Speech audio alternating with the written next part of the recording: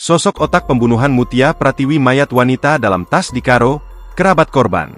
Pelaku pembunuhan Mutia Pratiwi akhirnya ditangkap di kawasan Kota Pematang Siantar, Sumatera Utara pada Jumat, 25 Oktober 2024, kemarin.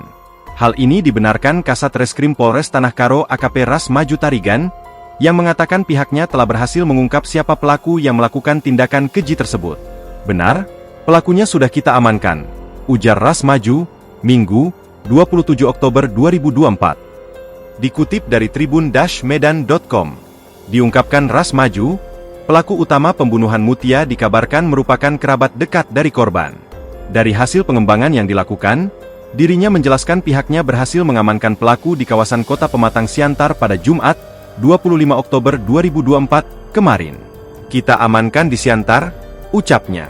Sementara mengenai kronologi dan modus pelaku, dirinya mengatakan pihaknya belum bisa memberikan informasi yang lebih lanjut.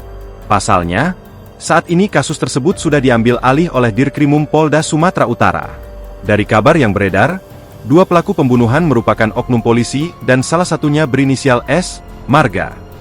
Oknum polisi tersebut ditangkap di satu ruko yang berada di Jalan Merdeka, Kota Pematang Siantar, Sabtu, 26 Oktober 2024. Direktur Kriminal Umum, Dirkrimum, Polda Sumut, Kombes Pol Sumaryono ketika dikonfirmasi, tidak membantah adanya dugaan oknum polisi yang diamankan dalam kasus pembunuhan tersebut.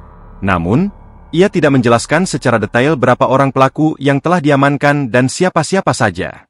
Sementara, berdasarkan informasi yang diperoleh oleh reporter Tribun Medan pada Minggu, 27 Oktober 2024, terduga polisi yang ikut terlibat adalah masing-masing dari Polres Siantar dan Polres Simalungun. Terduga polisi yang ikut terlibat adalah masing-masing dari Polres Siantar dan Polres Simalungun. Disinggung terkait peran kedua polisi tersebut, narasumber menyampaikan bahwa keduanya berupaya untuk menyamarkan kasus pembunuhan terhadap Mutia Pratiwi alias Sela.